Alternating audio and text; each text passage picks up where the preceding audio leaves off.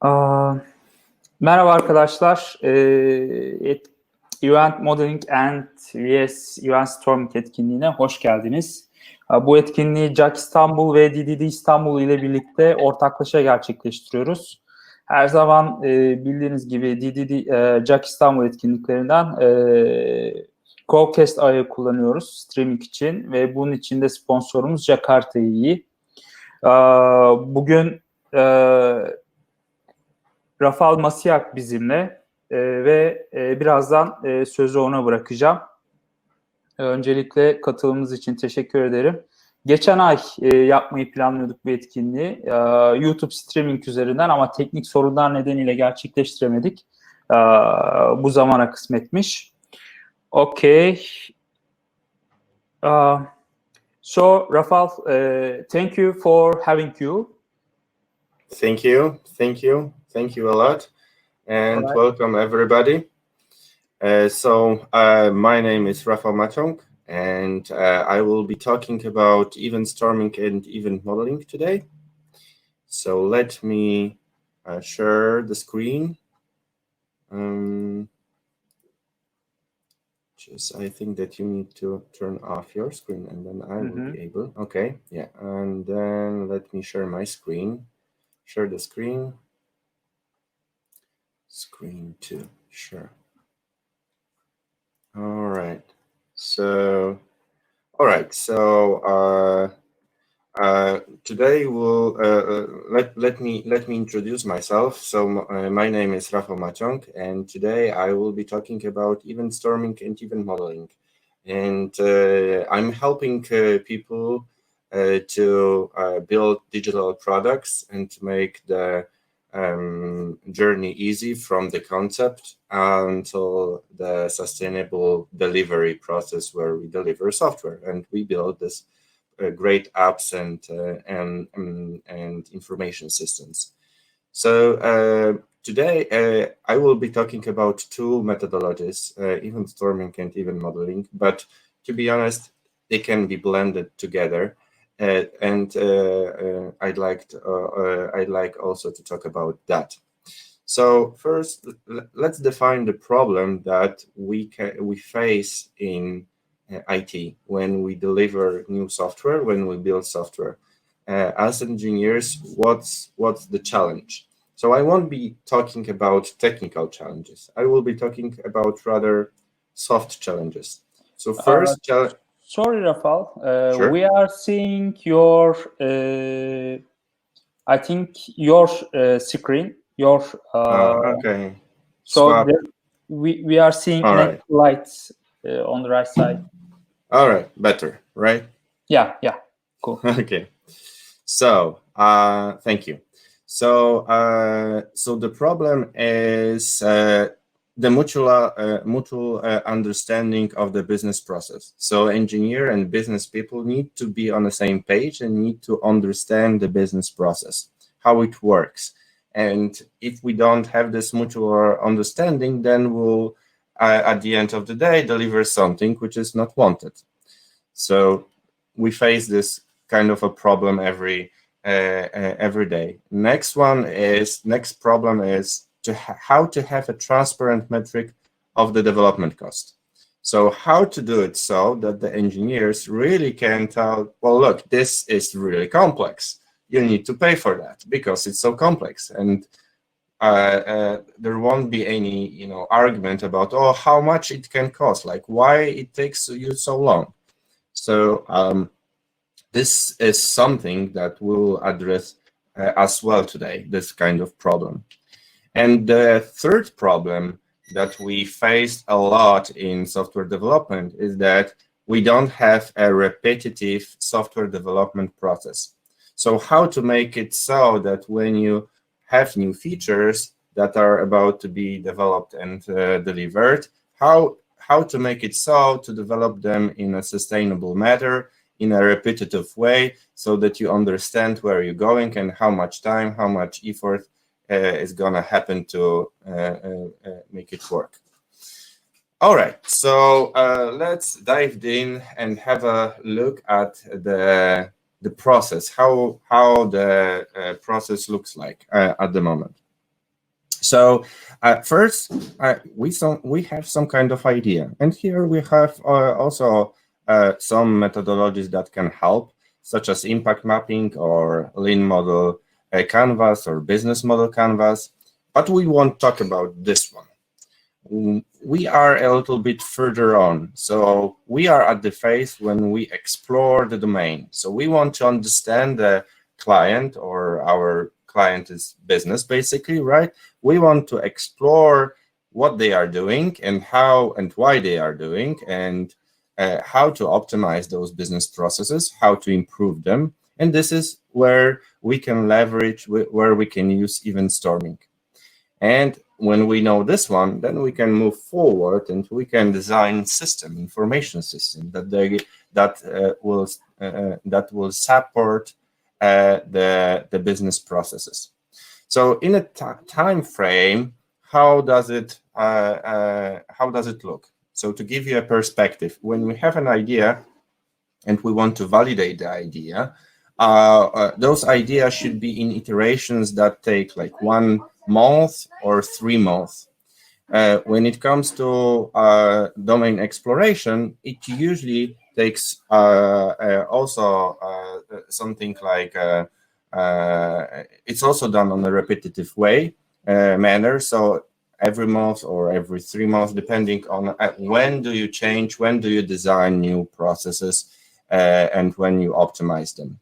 And the workshop or the methodology, the event storming methodology, takes a day, sometimes 2 days to understand and agree on a business process. And then we have the modeling of the information system. And this one actually takes much more. We'll go through the stages of the modeling, how this modeling works in the process, but this is done like every 2 weeks. So suppose that we use Scrum, right? So we have the sprints that are 2 weeks, that take 2 weeks to do, and there we have those kind of meetings where we have the planning and the grooming, right? So on planning and on grooming, we can leverage event modeling and event storming design level. So after we have this done, what we have are the requirements. We've got the precise requirements that are in the backlog. Why this matters? Because if we implement something which is not wanted, then it will fail at the end. And this is very important when it comes to business, because when we bring the value, the more value we bring, the better our team is and stronger in the company. So at the end, we have the requirements that will be most likely in a backlog somewhere, and then we've got the sprint, and then we deliver on a 2-week, maybe 2-week basis. All right, so how event storming looks like. There are a couple of types of event storming. There is big picture event storming that can end up differently based on the purpose of event storming. And there is event storming design level and the process level. I won't dig into the process level. I will dig in a little bit into design level, and surely I will dig into the big picture today. Event storming was created by Alberto Brandolini from Italy more than 10 years ago, and it became very popular since an article in Tech Radar was published around 2 years ago, I believe, maybe 3 years ago, where it said, please adopt event storming. So let's see the difference of where is the event storming, and so that we can navigate through different methodologies more easily. So we've got the event storming big picture. This is where we want to understand the business processes with business. Then we can do the event modeling or event storming design level. This is where we model the information system and show how the information system supports the business process. So we will, in this presentation, in this webinar, we'll go through the big picture event storming, the event modeling, and a little bit of event storming design level, and also switching between those two together. So let's dive in. What's the big picture event storming? Big picture event storming is all about the discovery, or actually exploration. So we have a business process, and business people have them, they know the business process, right? Or domain experts, they know the business process. However, they usually have problem describing the business process. So if we were to ask them how this business process looks like, they would have some trouble articulating, telling how does it look like. And event storming allows us easily to explore that business process and ask questions in very systematic manner. So suppose someone is telling you, and you know exactly how to explore the business process. What does it mean to explore? It means that you can ask questions in a way that it's easy for you to ask them, and you can know more and more and more and more until you say, okay, stop, I know enough. And this is a very easy way, the event storming, of asking questions and exploring essentially the business process. What are the building blocks of event storming? Actually, there are 2 or 3 building blocks, and they are one building block is the event. Here I'm showing you the item added on the left. This is the building block, and these are usually stickers that are put to the wall, and in a second I will show how this works. So this building block visually describes something that happened in the past. So when you talk about business processes, we will talk about some kind of stories that happened in the past, and they are repeatable. And those stories consist of facts or events that are in the past. And the sticker or the note is essentially showing those kind of events that happened in the past. So it's a completed step of a business process, something that happened in the past, and we know the result of it. So this is one building block. The second building block are the hotspots. They are in this red sticker, and those stickers are placed by the facilitators of the event storming.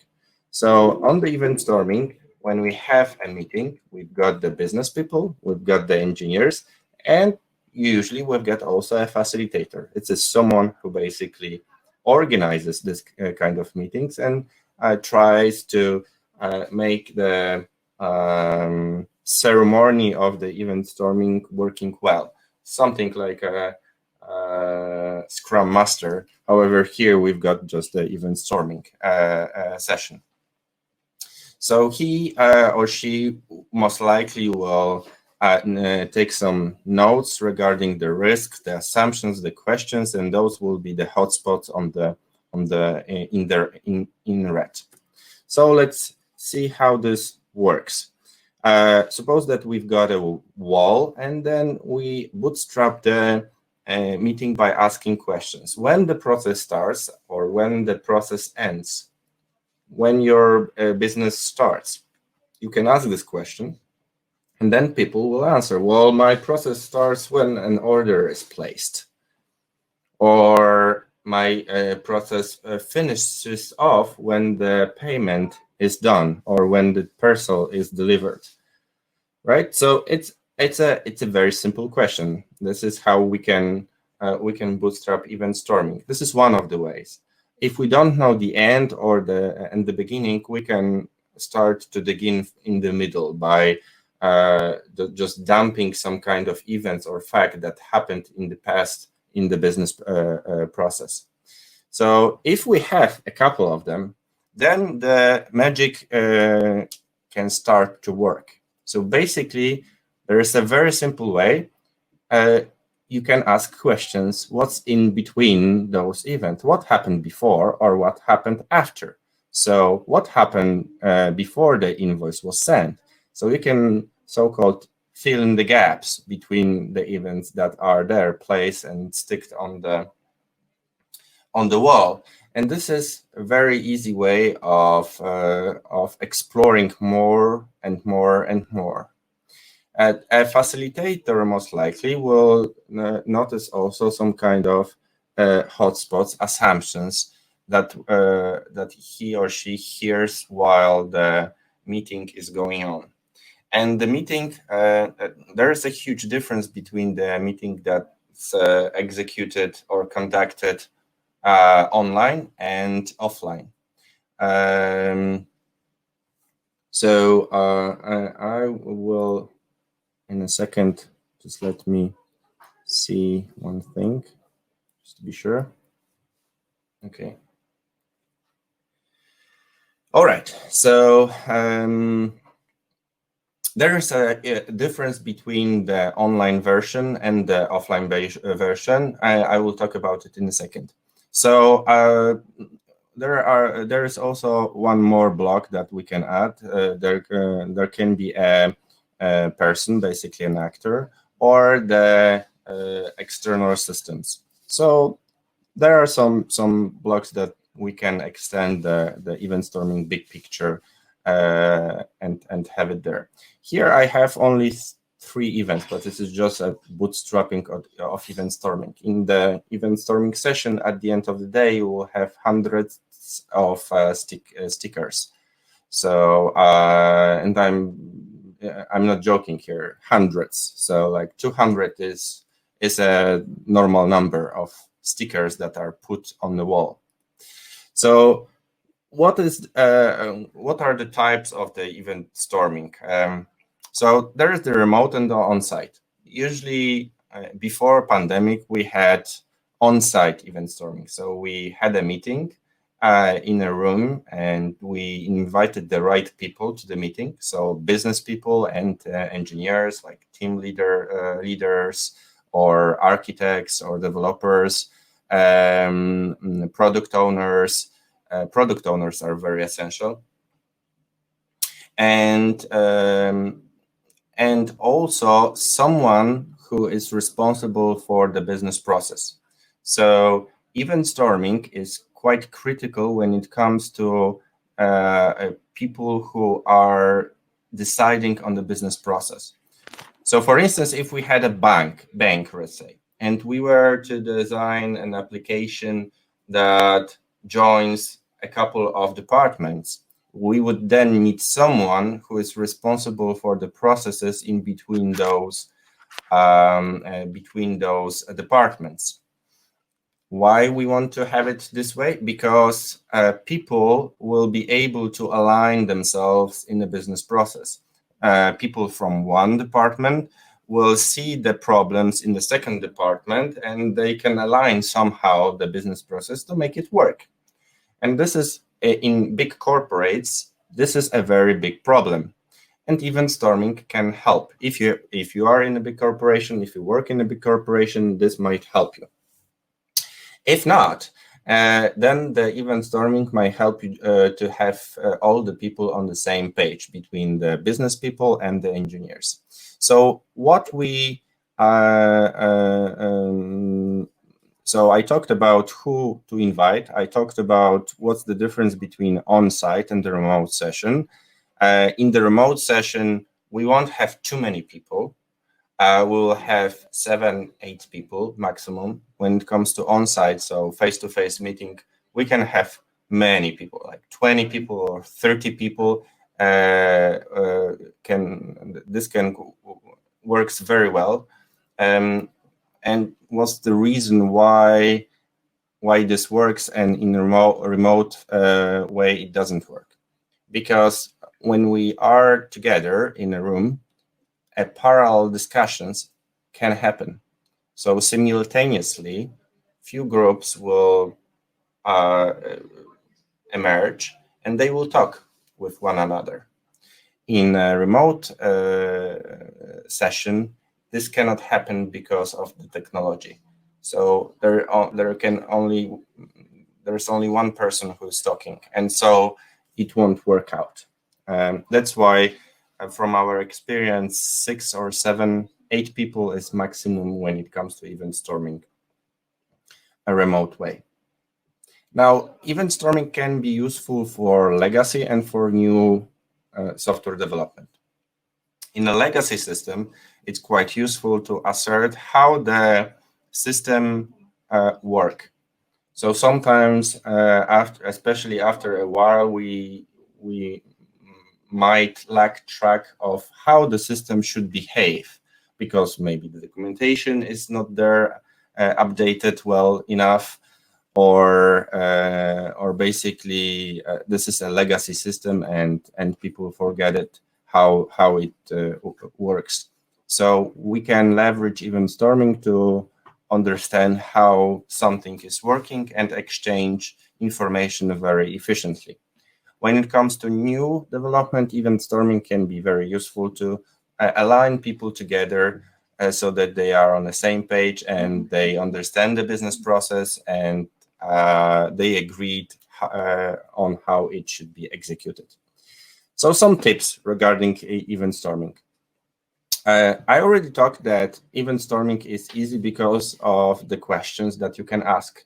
So questions are very easy to ask because they are systematic, right? You can ask what happened before, what happened after, what happens in the middle. You can ask about specific details of the event, why this event happens, what triggers the events, and so on and so forth. So those kind of questions explore the whole, allows you to explore the whole domain.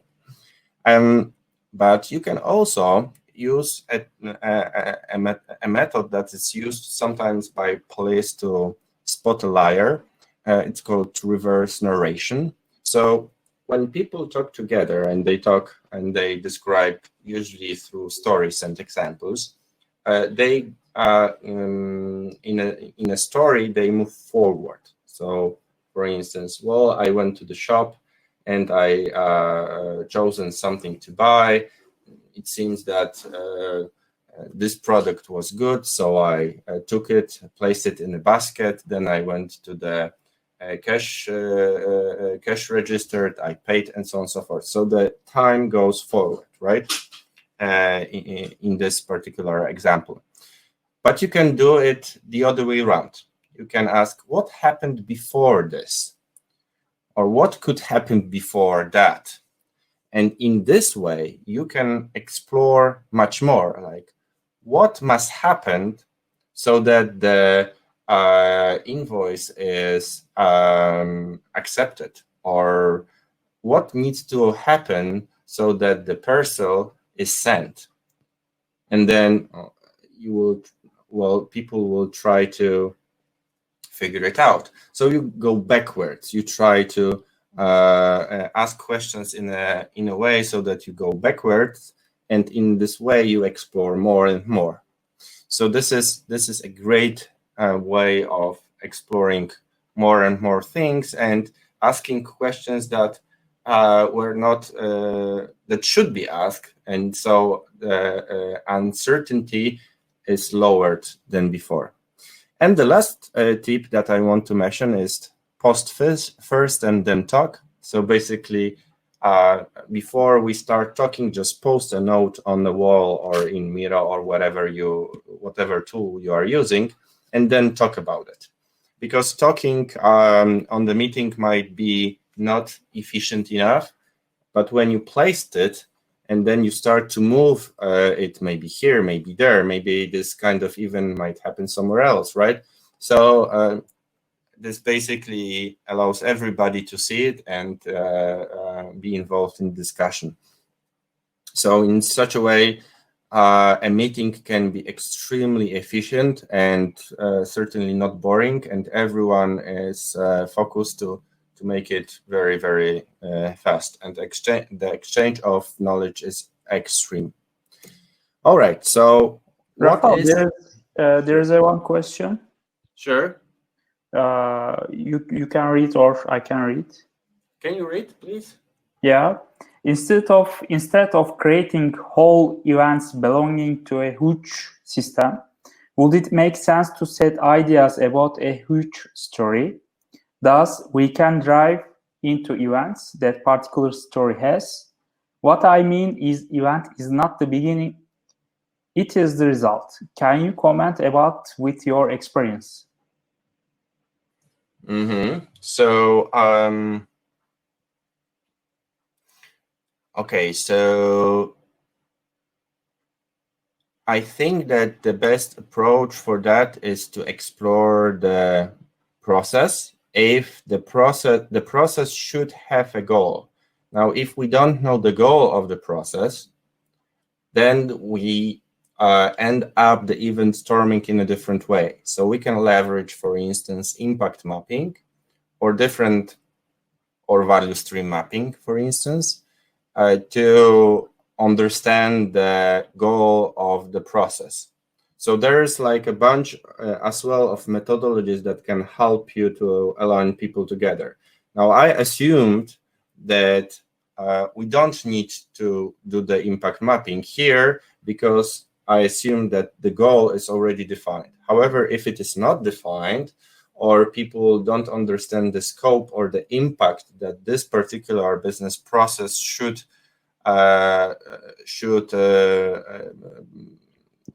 impact on people or on customers have, then basically we should have such a session as well.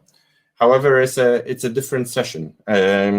We might end up even storming in impact mapping, and we did it from experience. We did it a couple of times, and it's not that rare case where we found out that the customer, basically they didn't know why they are precisely. They didn't know what kind of value they want to bring by implementing a process. So if they don't know this precisely, why they are doing it, then we need to move a little bit back and do, for instance, impact mapping, where we would ask questions regarding the KPIs that we want to change and what kind of impacts we want to have on our customers. So what kind of changes in behavior we want to have by implementing a process. So this is a different section, and I assume that this is done. If it is not done and we spot that people are not aligned with the goal, then we should basically do it. I hope that this answered the question. If not, then please specify more. Yeah, Samkun asked this question, so he answered, "Thanks for answer. I am appreciated." He said. Okay, cool. Yeah. Okay, cool. All right. Thank you. All right. So, so what we have after event storming? After event storming, we have everybody on the same page, and this is great. Like having engineers and business and having them on the same page is very, very good situation. What we don't yet know after big picture event storming, well, we don't know how the system will look like. We haven't got any bloody idea how the system can look like. We also don't know how the information will be processed, and we don't know the estimates. So we don't know how is it expensive to build and implement a system. And as you might already expect, to answer those questions, we can leverage event modeling or event storming design level. So let's dive into the event modeling, and let's try to grab the difference between the event modeling and event storming design level. So event modeling, before we dive in, let's try to think about how to visualize a story where we want to focus on information processing. So what kind of building blocks we really want to use in our story to picture to visualize this kind of story that will help us later on implement it in the code. And here we've got 3 building blocks. So we've got the facts or events that are on the right, and we've got the comments and the views. So we've got 3 building blocks: facts, intentions or comments, and views or conclusions. Depending on the group of people whom we are talking to, those terms can be exchanged. So for instance, a fact might work well for business people, whereas an event can be more resonate with developers. Same goes with comment and intention. These are the same things. However, some people have a deeper understanding of intentions rather than comments. And views or reports or conclusions as well. This is the third group. If we play chess and we have a story of a game, then we can track all the moves that happened in the game and save the story in our, let's say, memory, in our minds, by just writing down what happened. So writing down the facts or event that happened while we played the game. So these are the, on the right, you can see the list of facts that happened in the past, and there's a player and there's the move, right? So what happened? And the intention would be like, I want to move something, right? I want to move a pawn, and then the game or the system would allow the move to happen or not, because some moves are forbidden. We cannot move freely, right? There are rules of the game that we need to obey, and your intention might be rejected or your command might be rejected. And if it is then accepted by the system, the move is accepted, and then you can see that the view or the chessboard is then, let's say, updated, right? But also a result of or some kind of statistics can be updated. So many things might happen when we do an event, or an event when the event has happened. Many things can happen afterwards. So let's see how this could work in action. So we've got 3 building blocks: events, comments, and views. So we start from the user interface, right? We've got a chessboard. It's empty, right? And we've got a timeline. So the time goes from the left to the right. On the left, there's past. On the right, there's future.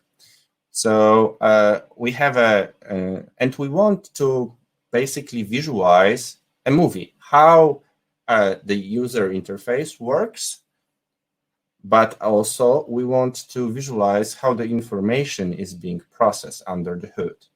So what's above the timeline is the user interface. What's below the timeline is what's happening under the hood. So we've got this chess game. Now, what happens after? Well, we've got some kind of intention. We want to move a pawn, right? From here to here, right? And then the system accepts it or rejects it, right? So here the system accepted. The pawn moved from one place to another place. And so the board was updated. But also maybe a result dashboard was updated.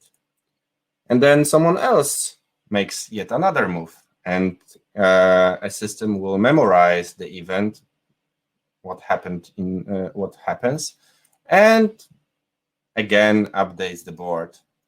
So in such a way, we can describe a story. And well, you all might be curious, like, why to do it this way? Like, it's so easy, like it's a waste of my time. Well, partially yes and partially not. Cognitive load for business people is very, very small. Like, everybody can understand that. And since this is so easy, everybody can contribute to how the system works. And you won't have any more discussions about the complexity as well, because you know how the system works under the hood. So what is under the hood? How to explain this to people in the meeting? Well, we can explain, well, information systems were working very well even before the computers. So before 1970, banks were working very well, and no computers were there available in the bank. So somehow it worked. And so basically, the analogy to this is the accountant. So a system is something like an accountant that memorize all the events that happened in the past and allows things to happen according to rules.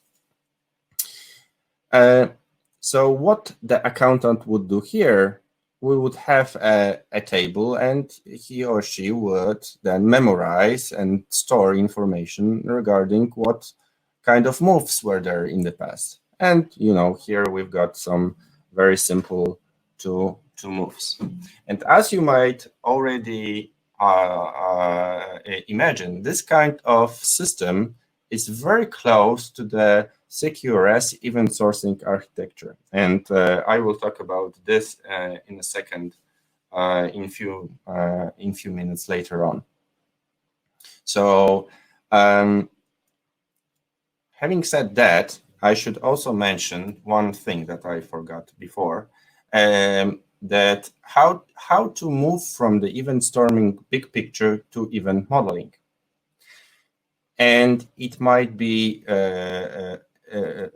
funny, but the events that are from the event storming are sometimes the events in the event modeling, but sometimes not. So, for instance, there might be an event wall. I've searched the shop and I've selected a Coca-Cola product to buy. Well, this is definitely an event, right, in the event storming. However, if we model it in the system, it might become something different. It might be the event, but it might also not be an event. It might be something different. So the transition is not one-to-one. All right, so let's see how the event modeling works. So the input from for the event modeling is usually the output of the event storming. So in the event storming, at the end, we've got the events. So let's take them right from this event storming. Let's pick up a process that we want to model, and then let's do the modeling part. So first we need to put the events in the order, because in the event storming, the order is not that important. We have it from the left to the right and from the top to the bottom, but sometimes we don't care too much about it, and we allow people just to exchange information and knowledge. So this is the purpose of event storming big pictures.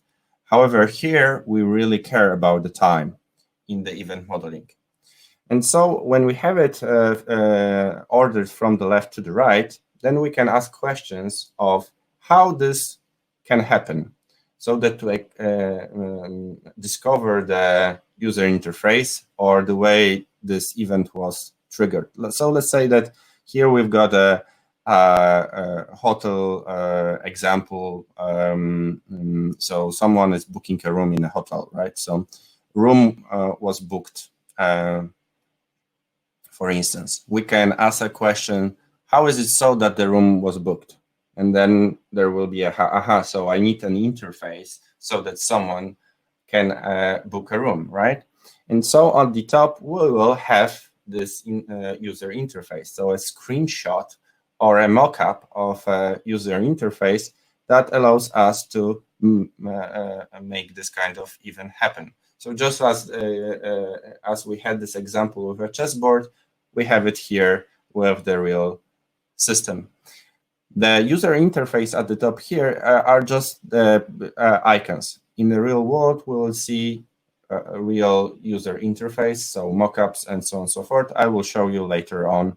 So this is just for simplicity, so that you understand what are the steps of the event modeling. And so we discovered the intentions. So what we need to click and what we want to comment to the system so that something happens.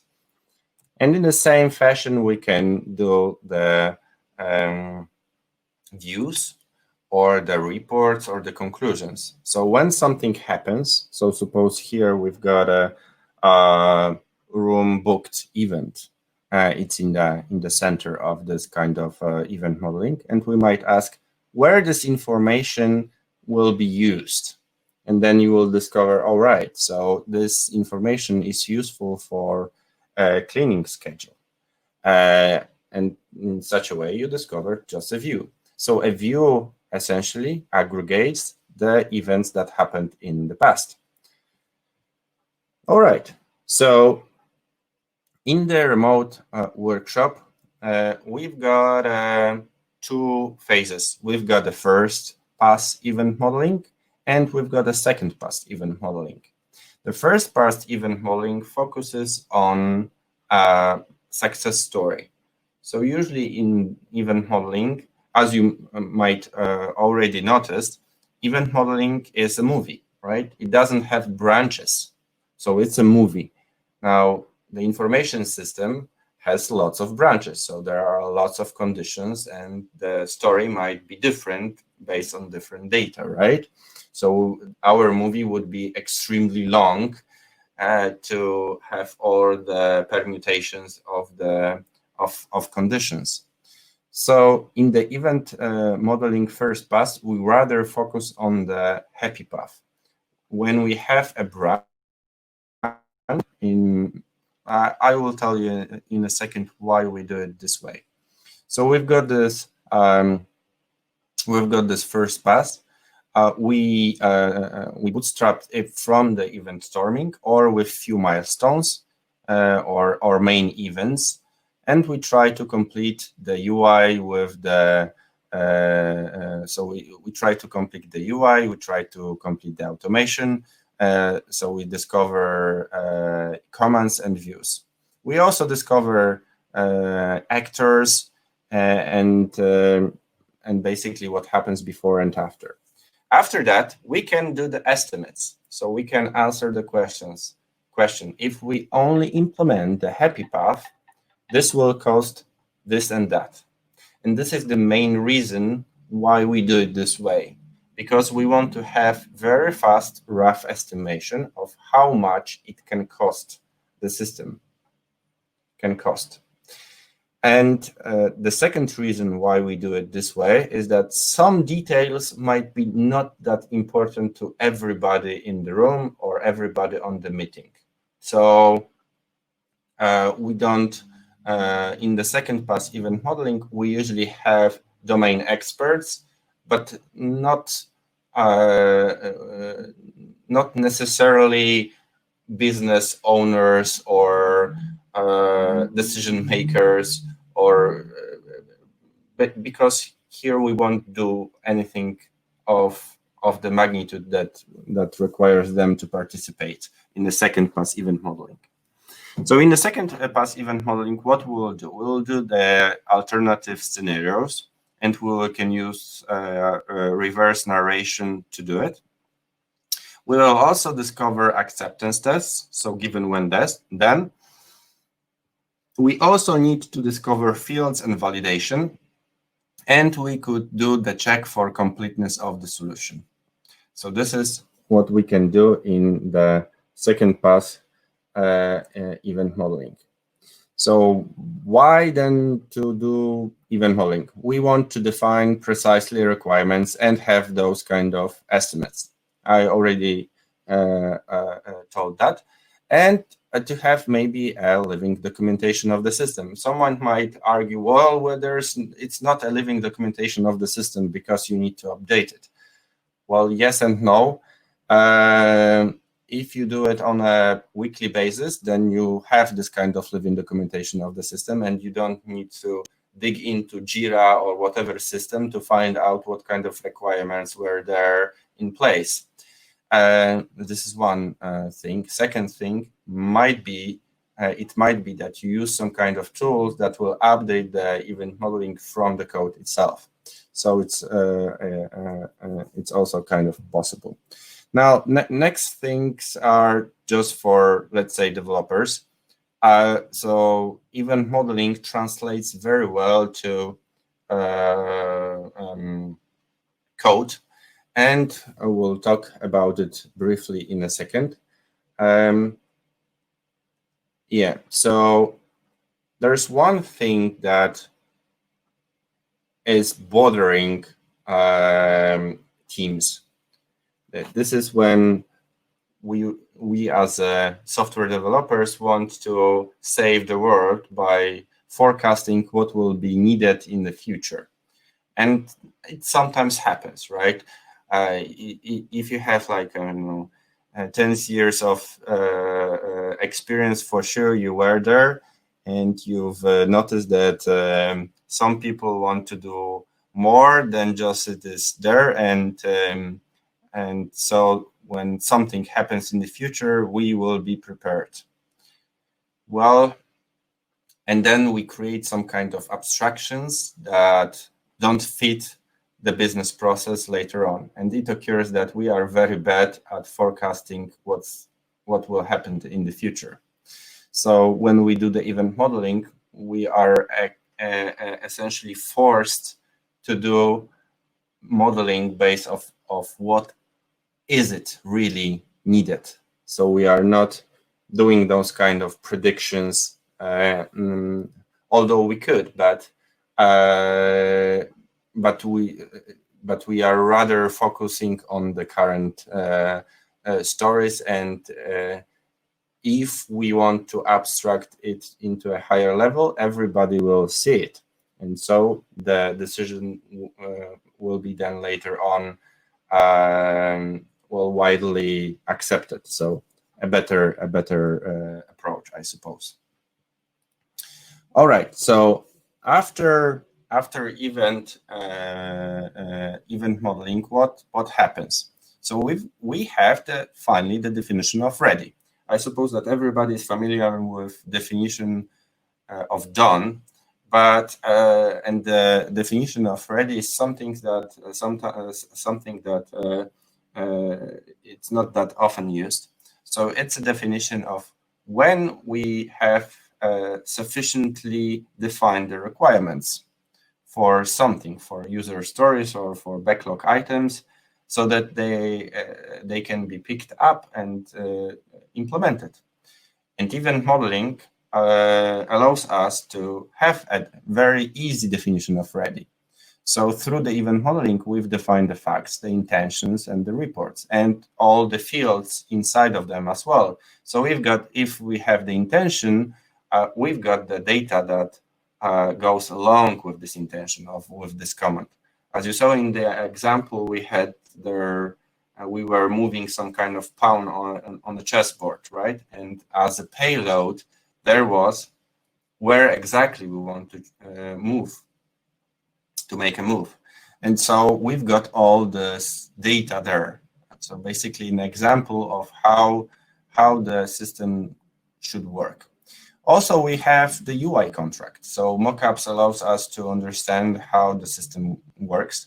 We should have the acceptance test, and I will come to that when I show the Miro and some examples over there.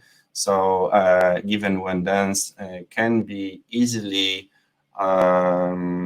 described even by business through the event modeling. Like I said, the fields, views, and facts and comments are there, and the validation rules as well. So before we dive into estimates, let's dive into the into examples. So let me share the screen. All right. So Here I'm showing you an example of a workshop that we had some time ago. And we've got a simple application over here. As you see in the top, we've got the user interface, and we've got all the intentions that are in the blue. And then later on, as a result of the intention or the command, we've got an event that happened. So for instance, here, someone wants to change a date for a reserved ticket in a cinema. And here we've got the user interface. Someone clicks change date, right? Then there's this intention, and there's the data that payload of the intention or command. And as a result, here we've got it, system saved in its memory the data. So that the fact that happened in the past. And this fact might be useful in some kind of views. Here we've got one view, but later on there is new tickets to generate, and there is a robot that automates sending some kind of emails. And so we can express even what's going in the background. So if we have a policy, for instance, and this is useful for policies, and someone is telling you, well, for every situation like this, when someone pays a ticket, we want to notify him through the email. Like, we can expect that someone might say something like this, and if he or she says something like this, then it's an indication. Okay, so something happens in the background. There might be a robot that sends an email. This also is useful to say to show what kind of things are going to be automated. So usually you might even have a situation in which those kind of emails might be sent manually, right? So it's not a robot, it's someone who can send it, right? Okay, so why then this person is sending it? Let's automate it, right? And so you exchange it to a robot, and you can see, you really can express it and show it to the business that, look, how many things we can automate, right? You can see it here, here, here in the whole business process. We automated a lot, and this gives a benefit to you. And so also you might ask a question like, if we have some kind of view, right, and the view has this kind of data like QR code, date, movie, seat, right? You might ask a question, from where do I know that this seat is the 5th row and place 6?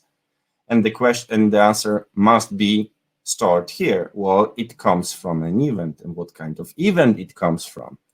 So in such a way, you can essentially make a check whether this kind of story is implementable. So it's a completeness check. We can check whether we can really implement this story. All right, so let's see something different. Let's see a different example. A little bit harder example. So here we have a payment gateway system. So the story starts when an order is going to be confirmed. Someone confirms the order. Order was confirmed. And as you see, we've got the order summary. And here we show the order summary, right? So there are a couple of interesting things that we can do in the event modeling to show additional things. So first of all, we can show which kind of part of the story is implemented or not by those ticks. So instead of looking at the backlog, which is useful for the person who is taking care of the backlog, if you look at something like this, you will see very well, you will understand what part of the story is done or which part of the story needs to be done.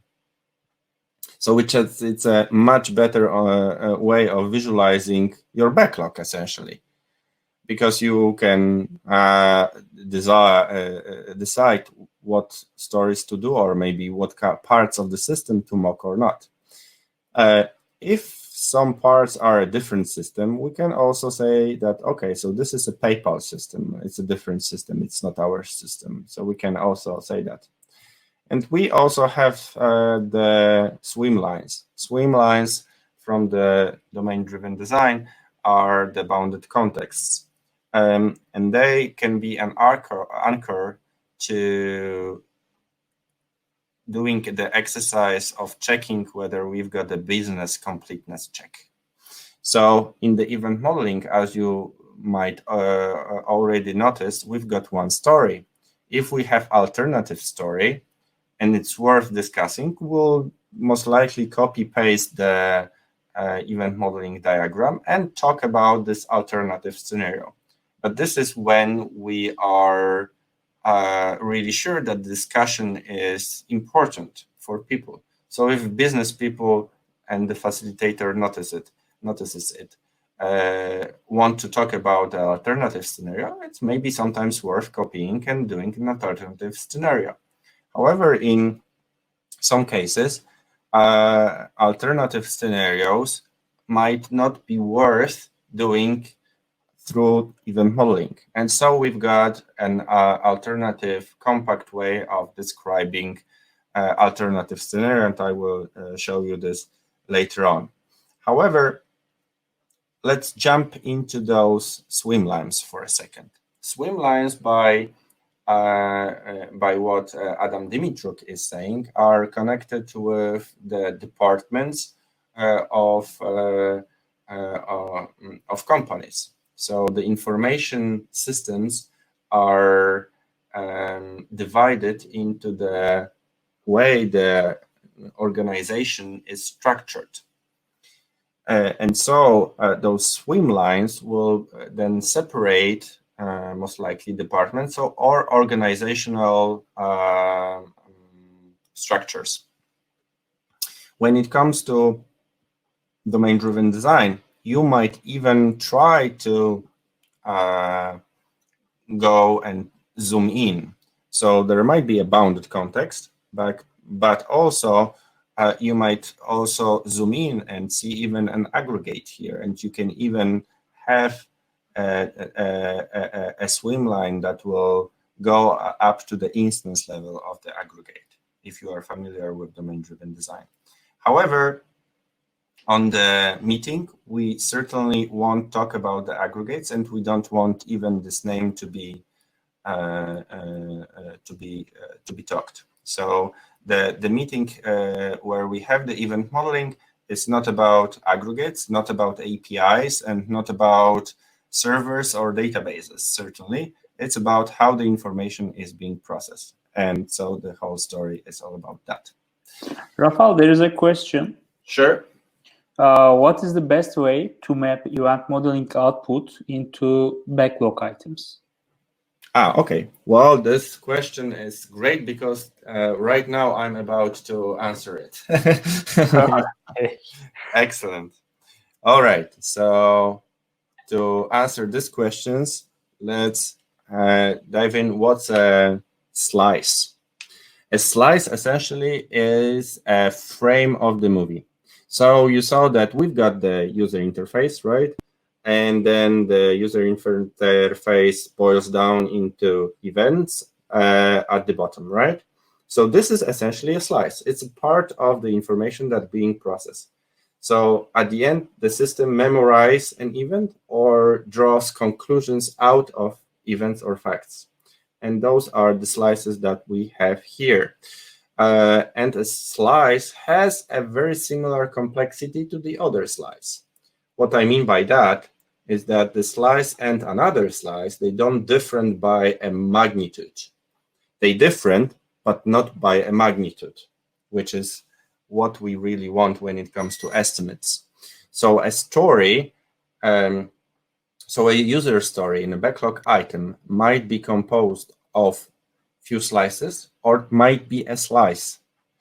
If we introduce a definition of a slice to the product owner then will decide what kind of slices are to be implemented. But really the user story then later on is totally different. Like we don't deliver user stories, we deliver slices. And the slice can be delivered or might not be delivered. So in such a way, we go away of this problem where product owners want to have big user stories. Oh, it doesn't make sense because it won't bring the value to the people. If this needs to be implemented, it's so important. Well, okay, well, it's important, but you see, we've got those slices, we can deliver those, and that's it, right? So finally, it's something that allows the product owners to understand what can be delivered and in what kind of pieces it can be delivered. So this is a slice. From our experience, actually a user story on a daily basis, we don't even go to the user stories at all. We say what part of the movie is going to be implemented, what slices are going to be delivered. So what kind of frames are delivered to the customer.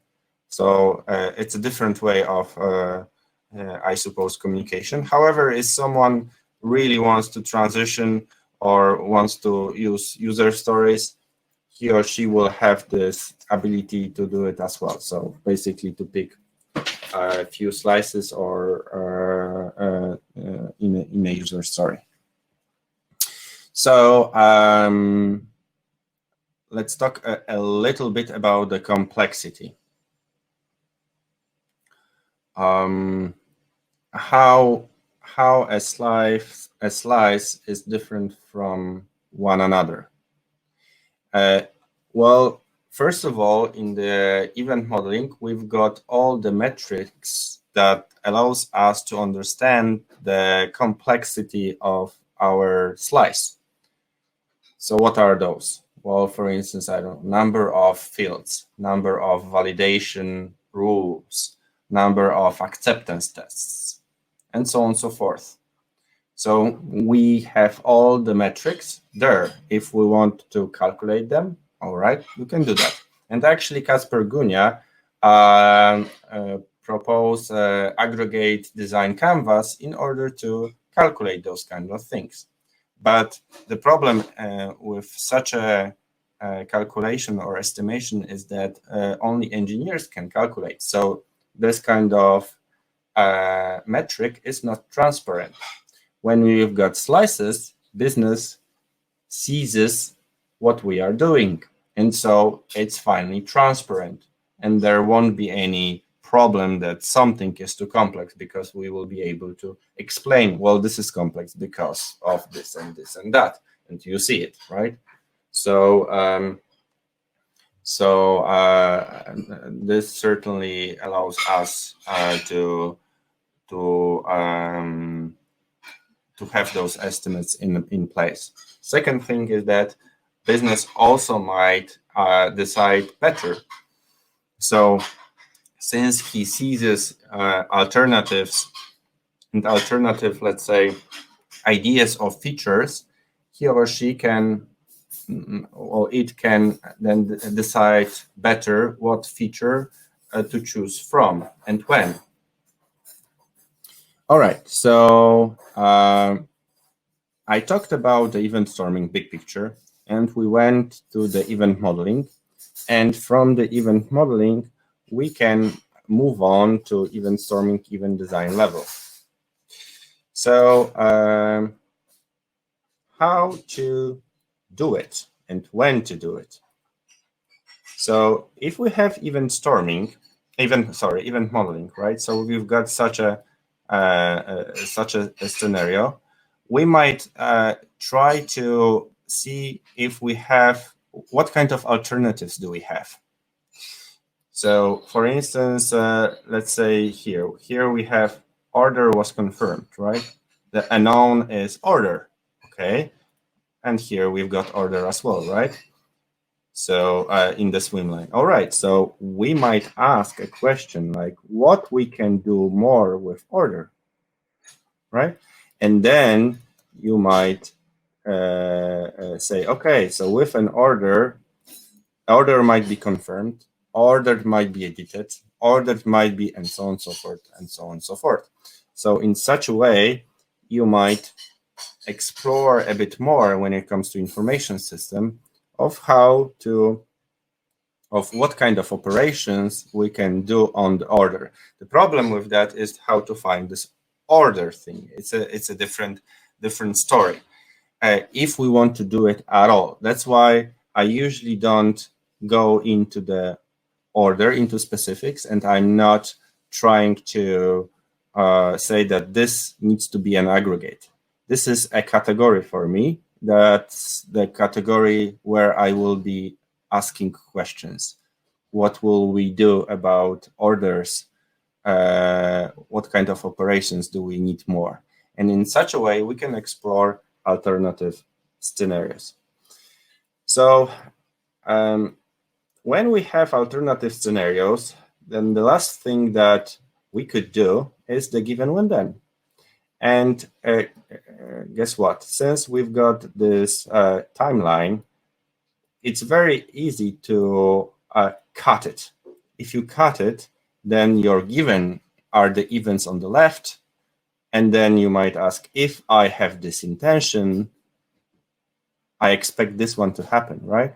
So finally, business can write given when thens. Sometimes it's not that straightforward. However, certainly this allows product owners to write acceptance tests. So how this could look like? So we can have given when then, and then you just copy paste the event here, and up you go. So for instance, suppose that the order was confirmed. If I, okay, maybe I check another example. Suppose that I sign in.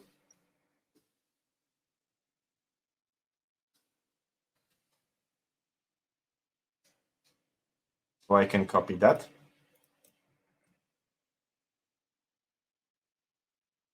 When I do this,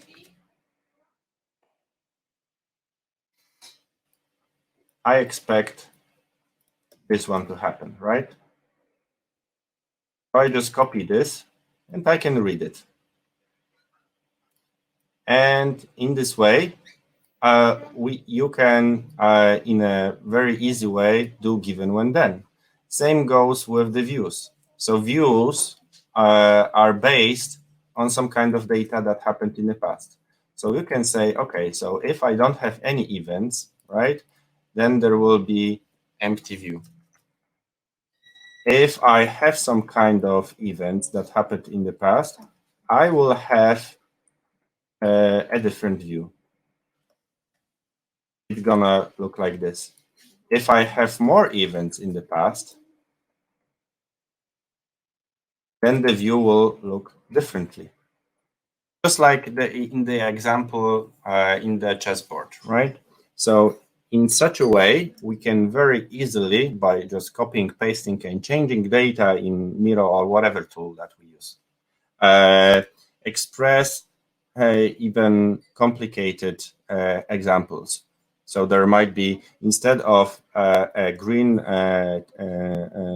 box, there might be even a view, a chessboard, because essentially this is something that describes the read model. All right, so let's see how to make the last problem that we want to tackle today is how to make the slices in such a way that we can develop them repeatably. And it happens so that we need to have appropriate infrastructure. And this is a very controversial topic. Greg Young and I suppose Adam Dimitruk as well are saying, oh, okay, well, we can start event sourcing without any infrastructure. well, okay, we can start it, but if we go to the production, well, we need to have a little bit better things in place, and this certainly won't make our system, make our development process repeatable. Because if we spend our time on the infrastructure, so of allowing people to save, I don't know, things to the event store or whatever, doesn't matter, or to subscribe something, then it won't be repeatable.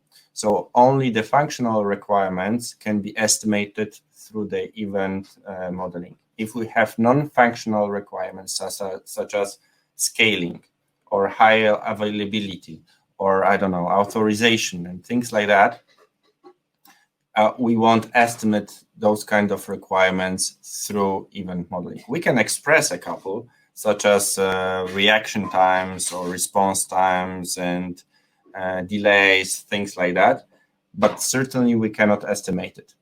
So if we have infrastructure in place, and it doesn't matter whether it's Java, whether it's C#, whether it's Python, we can, and we have the abstraction for the event modeling. So we know how to write commands, we know how to write command handlers, maybe we know how to write aggregates, but this is not, in not every system we need them, and we know how to write events, then, well, we can just implement stories. And actually, those kind of blocks over here that you saw, that you see, the blue ones and the blue one and the green one, are the colors of them are not well, they are connected with basically the blocks. The command handler, the intention is the blue box, right? And the green blocks is the read model, right? So the projection. And as you see, implementing a slice is just implementing a couple of files. And if we have the infrastructure under the hood that works, then we just can implement the every slice, and it will be repeatable. At the top, we've got the UI and automation. So those policies and sagas. And so also we need to have infrastructure that support subscriptions and processors to work and subscribe for events, because we need, in most of the system, we won't have the ability to subscribe for an event, such as if the, I don't know, payment was received, then send some messages or emails, right? In such a case, we will do automation that can be, of course, expressed through the event modeling as well. So we need appropriate infrastructure. If we've got it, then the development process is repeatable. All right, so there is a very controversial thing here regarding the event sourcing and the event-driven architecture. If you are familiar with domain-driven design, then most likely what I was talking might be controversial, since well, what he's talking, well, event sourcing and messaging are two different things, totally. Why we should think about it as a whole? Well, because if we think about it as a whole, we can decide which parts, which events are to be a communication events or on the edge, or which are the private events. Actually, when it comes to events, this is a huge topic. But expressing the logic through the slices allows us not to hide any complexity and have right estimates. And this is the main purpose of event modeling, to have the requirements in place and to have the estimates in place. So it's not about our argument whether to have event sourcing as a communication platform, because it's not. So also there is a certainly difference between the domain-driven design and the way some groups are refactoring or thinking about development as continuous refactoring of a system, or a separate way of handling delivery when you think about adding new software and letting old software or legacy software to extinct. So these are two different approaches to software development, and I'd like briefly to talk about that in a second. So a quick change of a subject: innovation. So what if we have innovation and we want to check it? Are our ideas right or wrong? And actually, Microsoft and Google checked it out. They've made a research, and they noticed that most of our presentation promises are not fulfilled. When it comes to Google, it's 50%. When it comes to Microsoft, only 30% of promises in PowerPoints are delivered. So it means that most of our ideas or promises are wrong. So when they are wrong, it means that we need to have in software a place or a process to get rid of something which is stupid, because business basically have chosen something which is wrong. Now, of course, you might ask, well, where is it so that the business works this way? In many cases, it doesn't work this way because no one really wants to admit that they've made a mistake. However, some companies already are doing this, and lean startup is certainly a movement that some companies embrace, and this process really works. And I'm not talking about startups such as SpaceX, but I'm also talking about banks that implement those kind of processes, and they want to deliver something which is valuable for the customers. And the processes that are implemented, the development processes, they take under consideration that some parts might be just stupid ideas that we want to get rid of. And this kind of cycle, just like I showed in the beginning of the presentation, is like 1 month or maybe a quarter, right? So in a quarter of time, so in 3 months, we'll check whether our ideas are right or wrong. And sometimes we'll get rid of the wrong ideas. And if we want to get rid of something, well, within software, it might be hard. I don't know about you, but try to figure it out. Well, if I were to delete a table in the database, what will happen to the system? So with the system design through the event modeling, each slice is almost independent one another. So when you look at the event modeling, you will see the dependencies between the slices. Exactly. So you will know if you delete some kind of part of the story, how this interacts with the rest, and what are the implications of that. And so event sourcing, CQRS, and event modeling allows us to delete something which is stupid, or something which is old enough to be replaced by new technology. So in production, to share with you, we can even have many technology stacks, and we do it on a daily basis. We have, for instance, Node.js and .NET working together independently at the backend. Of course, the front end is unified, because otherwise you would need to have micro front ends, and this is a burden.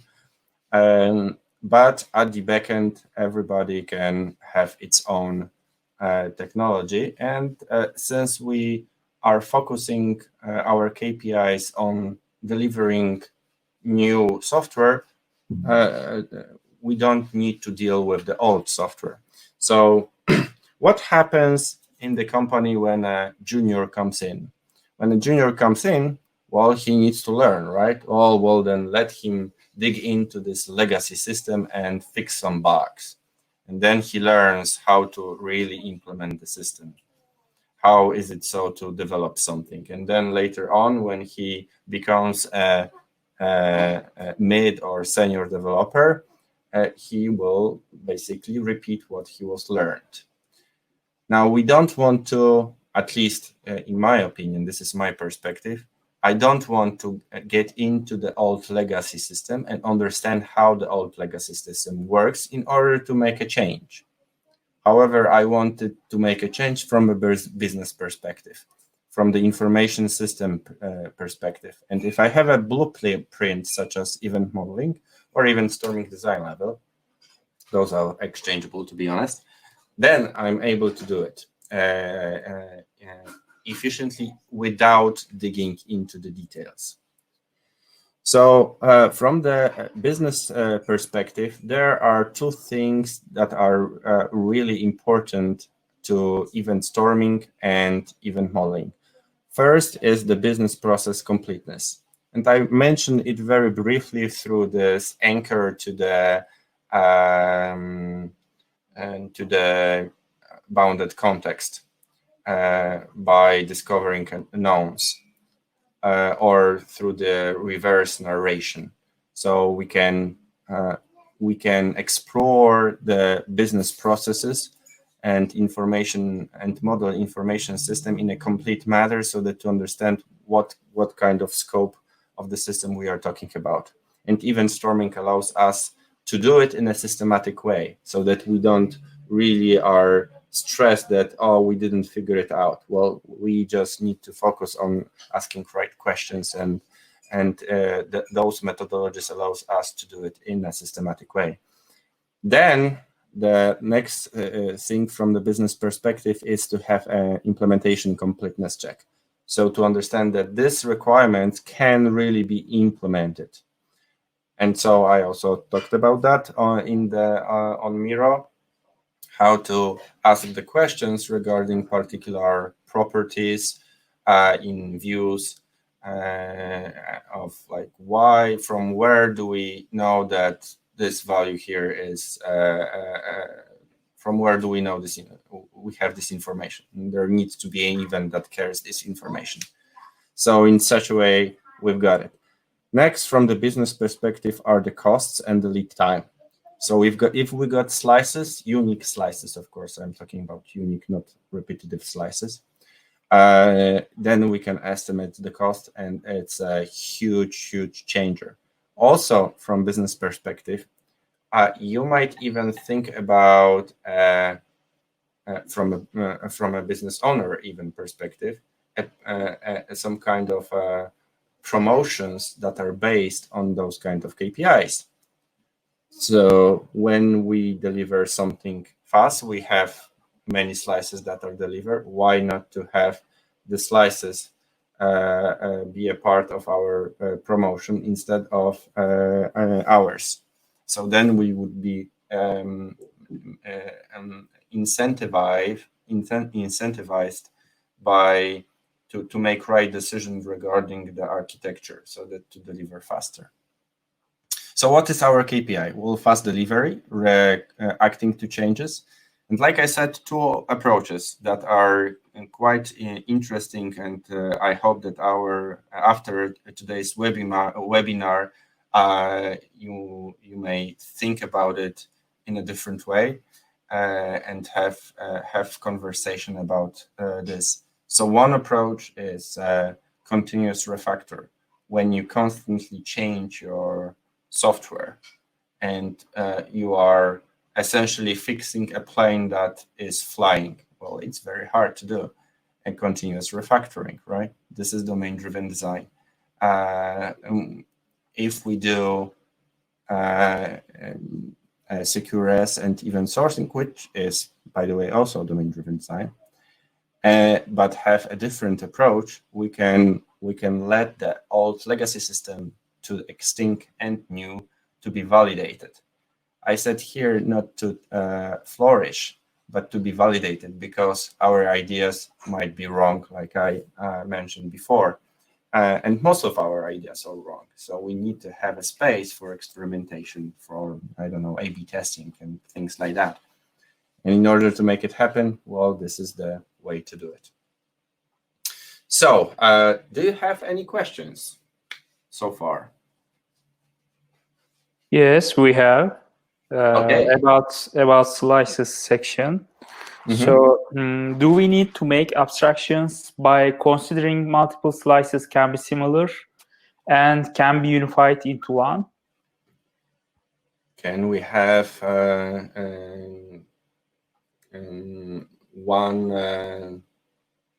can we have an abstraction that okay, so I think that I got the question.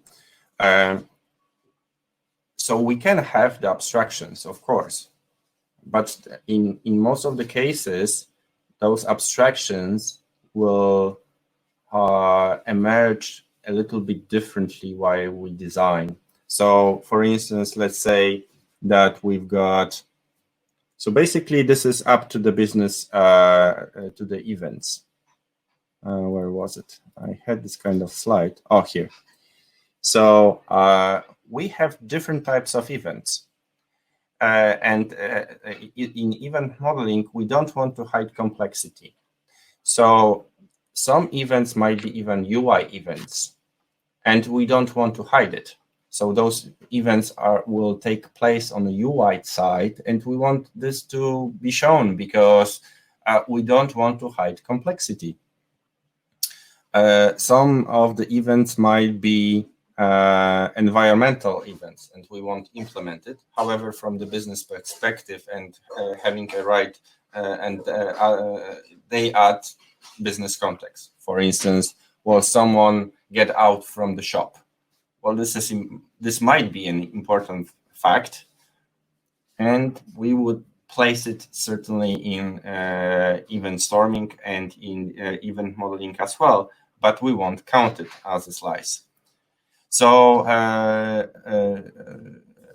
we can have abstractions. For instance, let's say we've got a system that sends messages. However, some messages have a meaning.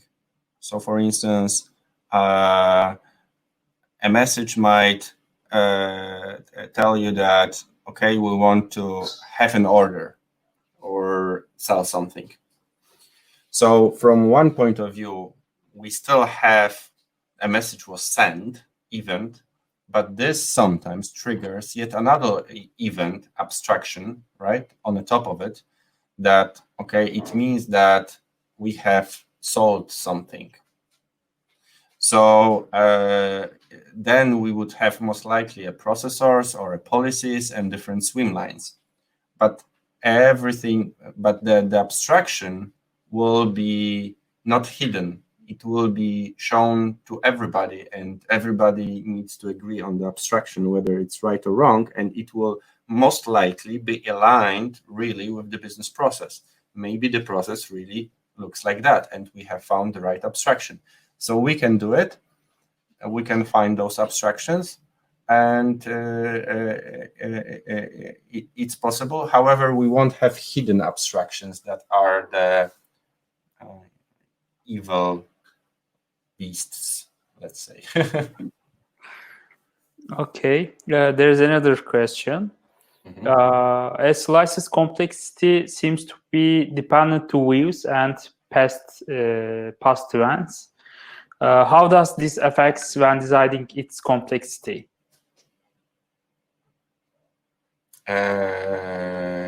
Can you repeat once again? Sorry. All right. Okay. A slice's complexity seems to be dependent to views and past events. Yes. How does this affect when deciding its complexity? So when we deliver the slice, certainly we see the dependencies, right? So we know that a slice is dependent on something that happened in the past. So for instance, there needs to be an event that happened in the past, and we see that this particular slice is dependent on it, on the information in some kind of matter. So so the contracts are two. One contract is the event contract. So we need to agree on the schema of the event. This is something which is important when it comes to parallel, let's say, development of slices. And the second part, which is important, is the UI contract. I called it UI contract because we need to know how to merge UIs together in parallel. So two contracts are taking place: the event contract and the UI contract. And so, for instance, it's a little bit harder to have different technologies at the front end. It's possible, but it's a little bit harder and it's challenging. If we want to have different technologies at the back end, basically, it's very easy, right? We just need to leverage the right, let's say, subscription, publication subscription system. So whether it's Kafka or Event Store, we prefer Event Store because it's 2-in-1. But yeah, up to you. What do you want to? How do you want to do it?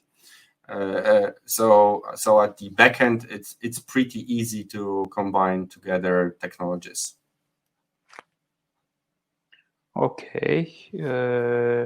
This is the last question. Are there any automated tool that can build a glossary, maybe ubiquitous language for the context, while creating the event modeling, so that we can benefit from it in development phase as well?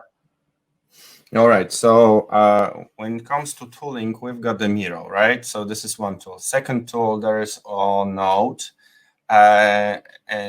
which is something that allows us to do the event modeling. And this released just, I don't know, a week ago or 2 weeks ago. So it's a fresh new thing. And yeah, we are also working internally on some kind of tooling for that. You've got the Mura as well.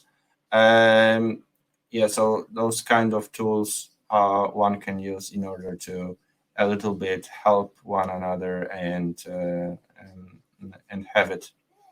So you also have the API for the Miro, so it's also possible to have some kind of to write some kind of plugins that will allow you to leverage that.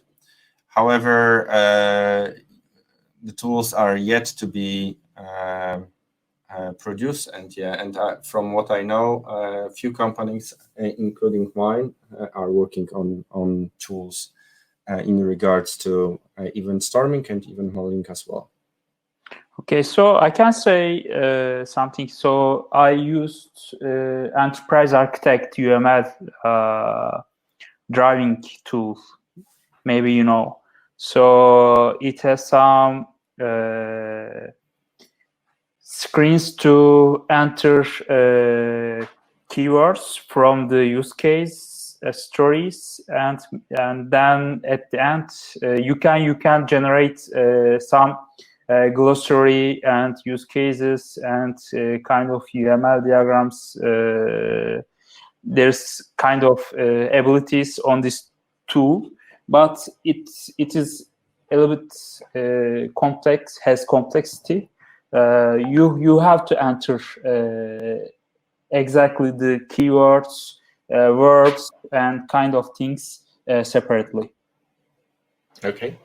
Yeah. All right. Yeah. You can continue.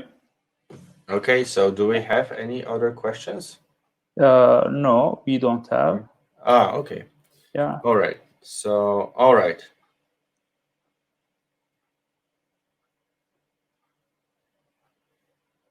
Oh, okay. I'm reading the question once again.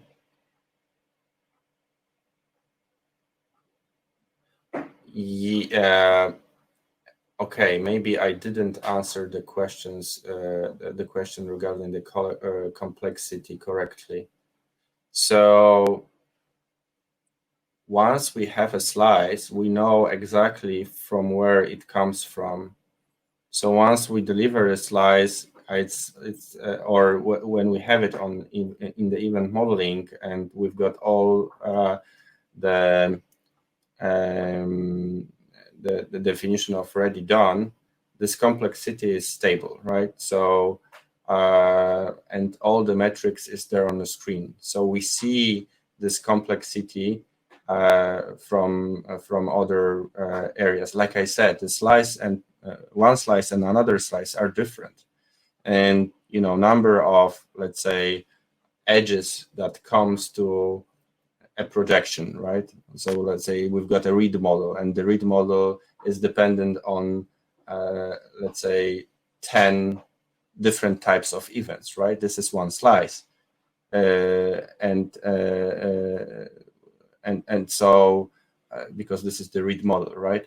So this complexity might be different from another slice, but the key thing here is that this complexity won't be that different of a magnitude to a different slice.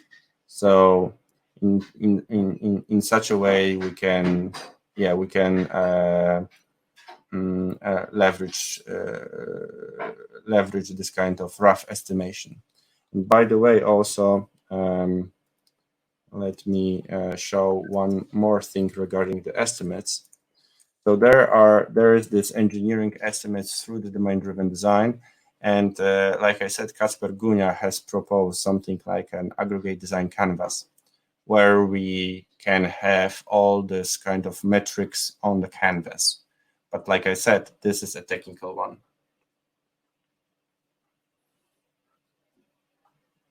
So what we do in the shadows? All right, so okay.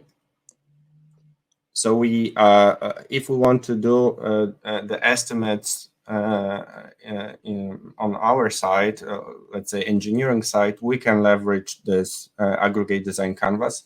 Myself and we were using the domain-driven design metrics, like number of events, number of commands, number of command handlers, and things like that, in few projects to test the hypothesis that those kind of metrics would be correlated with the time, and it was quite correct. And but Kacper Gunia came out with this aggregate design canvas, which simplifies a little bit. However, those kind of estimates won't be transparent with the business. So this is the drawback of those kind of estimates. So if you want to be transparent with the business, then the slice estimates might be a better idea. Where we can find more information. So certainly I would recommend some books like Eric Evans, Domain-Driven Design, and Greg Young. He has lots of talks on YouTube regarding secure-S and event sourcing. And Alexei Zamarev, he written a great book about .NET Core, and recently, half a year, he joined an event store team. So he works at the event store, which is, by the way, one of the very best event stores that simplifies a lot when it comes to having a repetitive development process. Then we also have Gojko Adzic, who talks quite a lot about given when then, but not only. He talks also about impact mapping, and about that we quite often fail, and how to make the process in such a way that we know our metrics, and we know how to get rid of the learn from these failures. Then we've got also Alberto Brandolini, who is the author of the Event Storming, and Adam Dimitruk, who is the author of Event Modeling, whom we are working with together, and and myself, I'm working on in between what can happen in between event storming and event modeling. So how to move from one to another, and which methodologies are better for different purposes. So I think that's all for today. If you have any questions, please ask. There's still a couple of minutes left, so I will be happy to answer if there are any questions.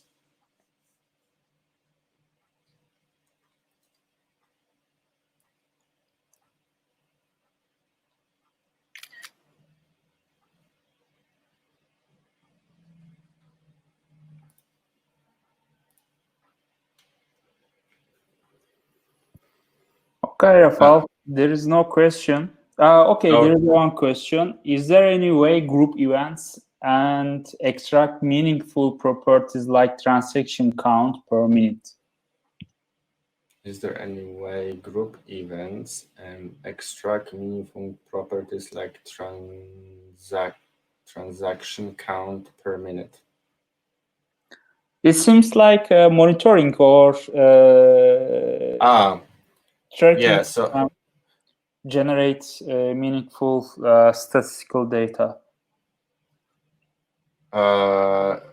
Well, but when it comes to event store, or when it comes to, I don't know, modeling.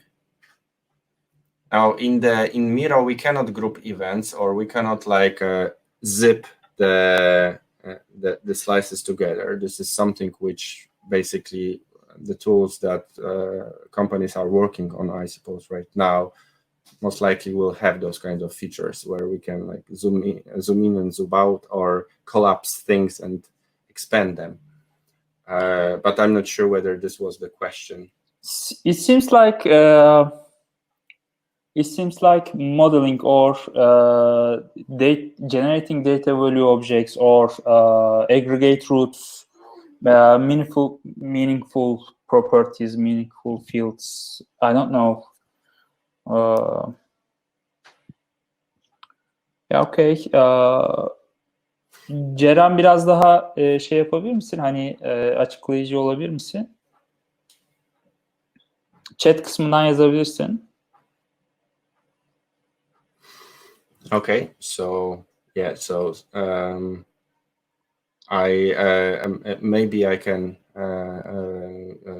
use 1 minute and just invite you to some workshops that will certainly happen in a month or 2 months times from now. So if you want to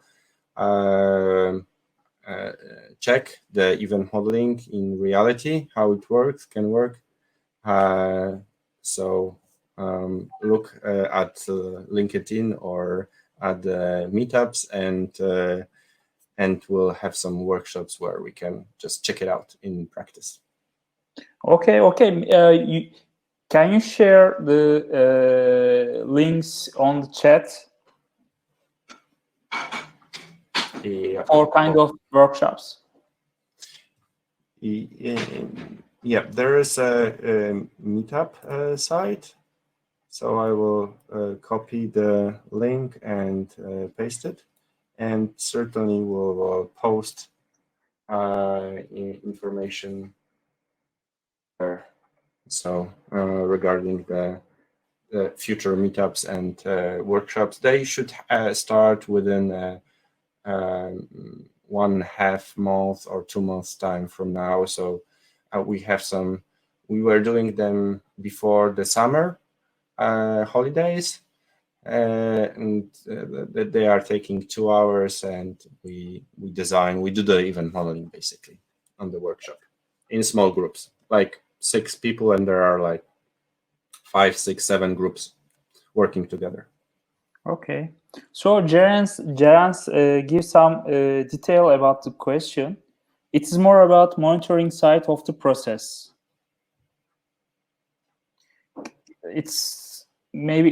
could be getting metrics from execution events, taking times. Well, those kind of metrics are there in place. So for instance, if we've got the event store, the product itself, they've got pretty good metrics to that. And it's pretty easy as well to just have some kind of aspect-oriented way of handling, of checking, of monitoring the events. If we have Kafka, there's like a bunch of tools that can monitor that. So really, when it comes to monitoring events, there's like a lot of tools there available to do it. And even if you look at the semantic logging, the idea behind it, well, it's more or less, well, it might be taken from the events itself. So if we name the events properly, we might have a really nice human readable logging and metrics straight away generated, let's say, automatically out of it. And not only that, if we add the correlation and conversation identifiers, then debugging the production system is pretty sweet and easy. Because, well, essentially you've got a distributed events because we have different slices, right? But if we have the correlation ideas, we can just get the things and even test the data locally if we just get those kind of events and debug it locally instead of having the whole database. We don't need to have the whole database on our machines. We just need the things that are required for the context. So only some parts of it to check it out and, let's say, debug it if we don't understand how this broke, how the bug occurred. Okay, so there isn't any question. So thank you, Rafal, for this session. Thank you very much, and I hope that